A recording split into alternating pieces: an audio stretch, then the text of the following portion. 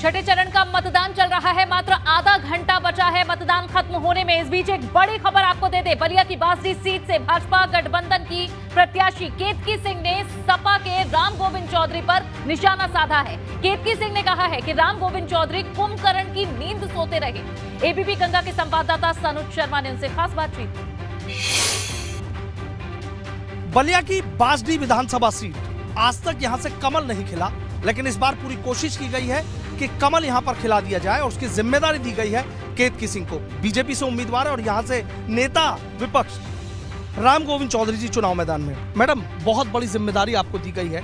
आज परीक्षा चल रही है और कुछ ही देर बाद जो किस्मत है वो ईवीएम में कैद हो जाएगी। क्या लग रहा है आपको? देखिए, मैं धन्यवाद करना चाहती हूँ अपने संगठन को कि जिसने इतना विश्वास मेरे ऊपर किया, क्योंकि ये मुझे लगता है माननीय अखिलेश यादव जी के बाद दूसरी ये हॉट सीट है, क्योंकि नेता प्रतिपक्ष से लड़ रहे हैं और कई सालों के मंझे मंझाए नेता हैं।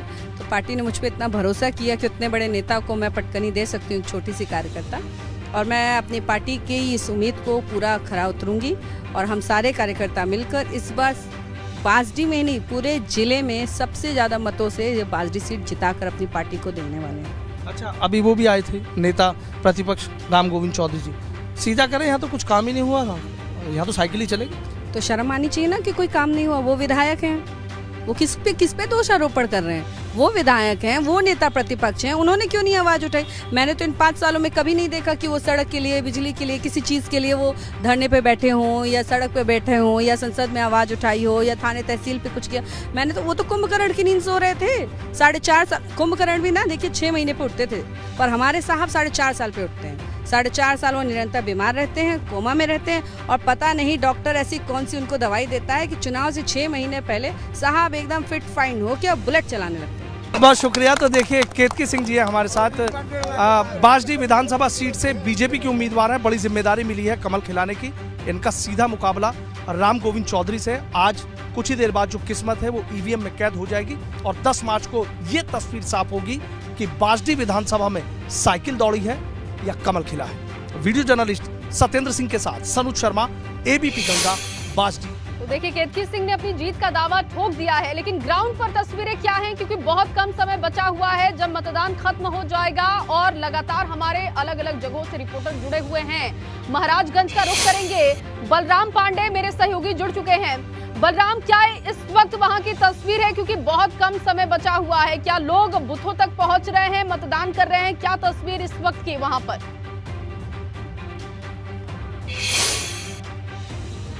बिल्कुल, इस वक्त हम महाराजगंज के सदर विधानसभा में मौजूद हैं, जहां पोलिंग बूथ पर सन्नाटा था, लेकिन कुछ लोग अभी पहुंचे हैं जिन्होंने मतदान किया है। हम उन्हीं से जानेंगे किन मुद्दों को ध्यान में रखकर आज आपने मतदान किया और इतना लेट क्यों? सर, दूसरी बात, पहली बात तो ये है कि यहाँ पे जो है धूप और गर्मी बनी हुई थी और इस वजह से शाम का वक्त ही चुना हूँ। और रही, आपने वोट दे दिया? सर हाँ, हमने वोट दे दिया। किन मुद्दों पे मतदान किया?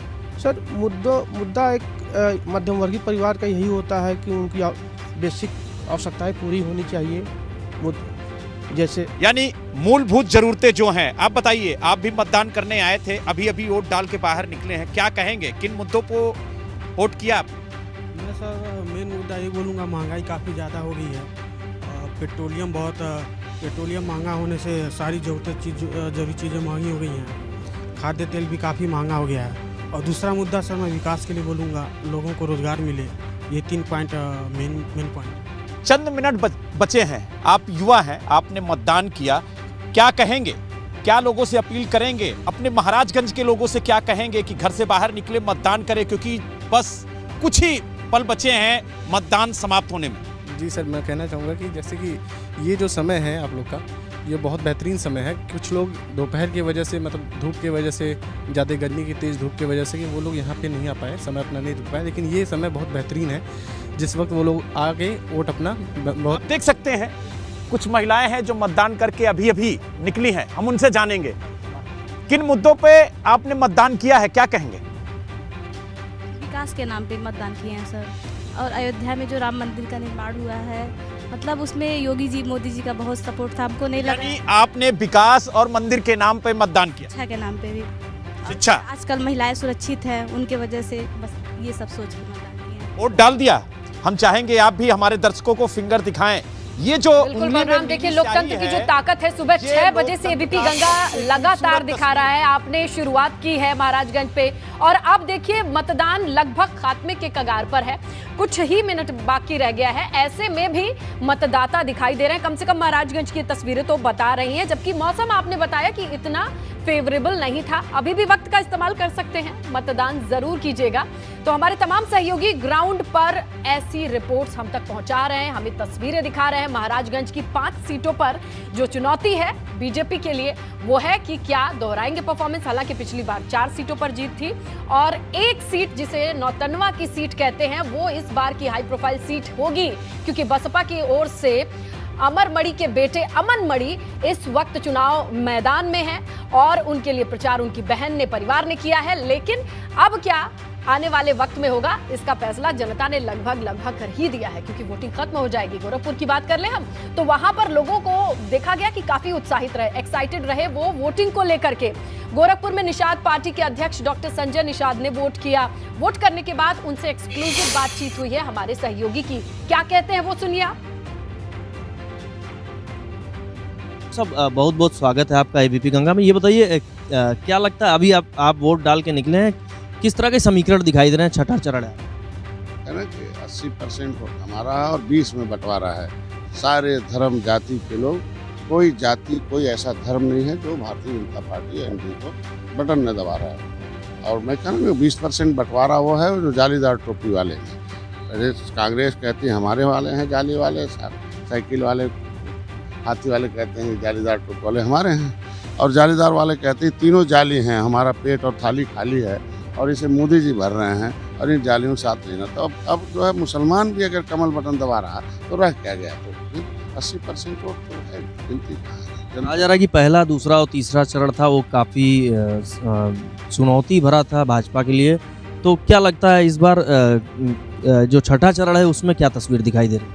ये खाली जिसकी दुकानें बंद हो रही हैं, जो इन वोटों पर राज करते थे, वोटों को ठग कर राजनीति करते थे, कोई मुद्दा नहीं है, इसलिए वो ऐसे ही बोलते रहते जिससे जनता का मनोबल टूट जाए। और वो सबका साथ, सबका विकास, सबका विश्वास जो मोदी जी ने योजना दी, मकान दी, कपड़े दिया, जो खाते में पैसा दिया, अनाज दिया, उनके लिए उज्ज्वला योजना दिया, इस उत्तर प्रदेश से बदमाशों का, अपराधी माफियाओं को हटाया, ये जनता भूल जाए, उसी में उलझ जाए तो इधर उधर है। और सारे चरण में बता रहा हूँ, सारे चरण में 60%। तो डॉक्टर संजय निषाद गठबंधन में है, इनके बेटे सरवन निषाद चौरी चौरा से खुद मैदान में है। लेकिन अभी हमारे सहयोगी बलराम का रुख करते हैं, बलराम के साथ कोई खास शख्स मौजूद है, बताइए और मिलवाइए बलराम। बिल्कुल, इस वक्त हमारे साथ सिसवा विधानसभा से समाजवादी पार्टी के प्रत्याशी सुशील कुमार जी मौजूद हैं, जिन्होंने अभी मतदान किया है। क्या कहेंगे, इतना लेट मतदान आपने क्यों किया? अब सिसवा विधानसभा से मैं चुनाव लड़ रहा हूं और वहां के सभी बूथों पर मैं भ्रमण किया हूं। आपसे सुबह 10 बजे के लगभग मुलाकात भी हुई थी निचलौल के बूथ पर। तो सब बूथ देखने के बाद मैं आ रहा हूं बंदी ढाला होते हुए और यहाँ अपना मतदान किया हूं, चाहे सुबह करें या शाम। लेकिन हम चाहते हैं कि आप महाराजगंज की जनता से अपील करें कि कम से कम अभी जो वक्त बचा है, कुछ पल बचे हैं, उसका सदुपयोग करें, मतदान करें।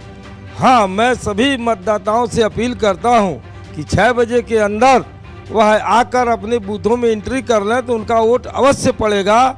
और एक एक वोट का महत्व है और महाराजगंज सदर की लड़ाई तो बहुत भीषण है, यहाँ कम ही मतों से हार जीत होनी है, इस नाते वह लोग अवश्य अपना मतदान करें। क्या कहेंगे, कौन से मुद्दे इस बार हावी रहे, खास तौर से महाराजगंज में? यहाँ सबसे ज्यादा मुद्दा महंगाई का हावी रहा है और महंगाई से जनता त्रस्त रही है, इस नाते जनता ने सबसे ज्यादा ध्यान महंगाई पर दिया है। आप सिसवा विधानसभा से प्रत्याशी हैं, सपा सरकार में मंत्री भी रहे, क्या लगता है कि आज छठे चरण के मतदान में किस तरीके की बढ़त होगी समाजवादी पार्टी की? समाजवादी पार्टी की बहुत अच्छी बढ़त होगी और इस छठे चरण में 2/3 सीटें समाजवादी पार्टी को मिलने जा रही हैं। लेकिन जो विपक्षी दल है, खास तौर से भारतीय जनता पार्टी, वो तो कह रहे हैं कि साइकिल अब पंचर हो चुकी है, हम 5 चरण में जीत चुके हैं, अब ये तो बढ़त की बात हो रही है 6वें और 7वें चरण में। साइकिल जो है पूरे रेस में है और लखनऊ तक पहुंच रही है और बुलडोजर पर सवार होगी। बुलडोजर तो बाबा जी के पास है, बुलडोजर तो वो चलाने के लिए कह रहे। उन्होंने तो कहा कि अब किराए के लेने की जरूरत नहीं है, अब तो हर जिले में हम बुलडोजर भेजेंगे। इस बार जनता अपने वोटों का बुलडोजर चला रही है और बाबा की धज्जी उड़ जाएगी। छठे चरण के लिए यूपी में मतदान लगातार जारी है। इस बीच ये बड़ी खबर कुशीनगर से आपको बता रहे हैं, जहां कुशीनगर में प्रशासन ने बड़ी कार्रवाई की है। कुशीनगर में सपा नेता उत्कर्ष मौर्य पर आचार संहिता का मुकदमा लगा है। प्रशासन ने जिले की सीमा के बाहर जाने के निर्देश दिए हैं। मतदान पूरा होने तक जिले से बाहर ही रहेंगे अब उत्कर्ष मौर्य। बड़ी जानकारी दे रहे हैं, मतदान पूरा होने तक जिले से बाहर ही रहेंगे उत्कर्ष मौर्य। कुशीनगर से बड़ी जानकारी, सपा नेता उत्कर्ष मौर्य पर आचार संहिता का मुकदमा दर्ज हुआ है। प्रशासन ने जिले की सीमा के बाहर जाने के निर्देश दिए हैं। मतदान पूरा होने तक अब जिले से बाहर ही रहेंगे उत्कर्ष मौर्य।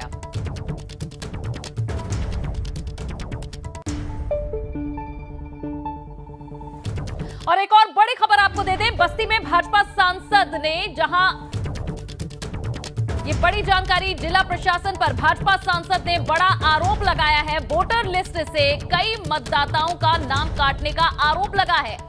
बड़ी खबर दे रहे हैं, जहां भाजपा के खिलाफ अब प्रशासन ने काम किया, ये हरीश द्विवेदी का आरोप है। साथ ही जिला प्रशासन पर भाजपा के खिलाफ काम करने का ये गंभीर आरोप।